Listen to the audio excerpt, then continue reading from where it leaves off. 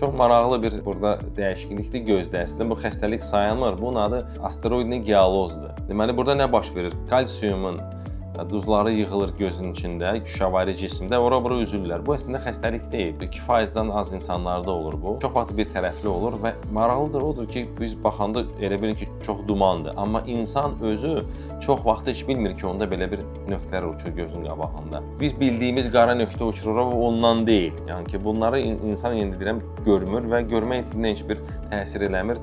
İnsan bundanla 100% görmə qabiliyyətində malik ola bilər. Xəstəlik olmadığına görə bunun əməliyyatı da heç bir şey yox, ehtiyac yoxdur əməliyyata və müalicəsi də yoxdur.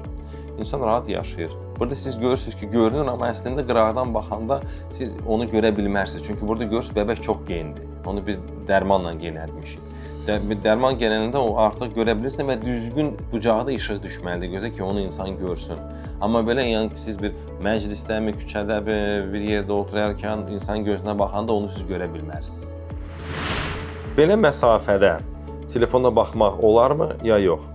Əlbəttə ki, olmaz. Baxın, görün məsafə nə qədər qısadır. Bu təxmini 10-15 santimetrdir.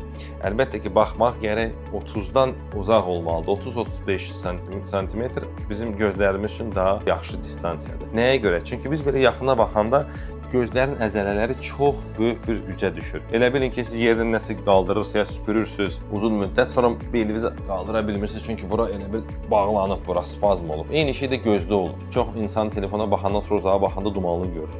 Nəyə görə? Çünki gözdə spazm olub. Bu məsafədə heç vaxt saxlamayın. Saxlayın biraz belə. Burada saxlamayın. Burada da göbəyinizə yaxın. Nəyə görə? Mənim boynuma baxın, görün necədir. Görürsünüz, bu da qan dövranışını pozur beyinə.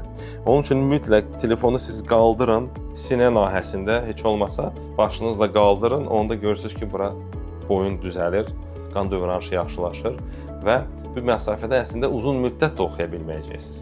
Uzun müddət oxumamaq bizim üçün yaxşıdır. Gözünüz gücə düşmür. Siz bura baxarkən 10-15 dəqiqədən sonra mütləq gözünüzü çəkib uzağa baxmalısınız. O da 10-15 saniyə. Gözünüz istirahət eləsin. Uzağa baxın, yumun, açın, gözün nəmlənsin. Tez-tez fasilə verməklə gözünüzün sağlamlığınızı daha da çox qoruya biləcəksiniz.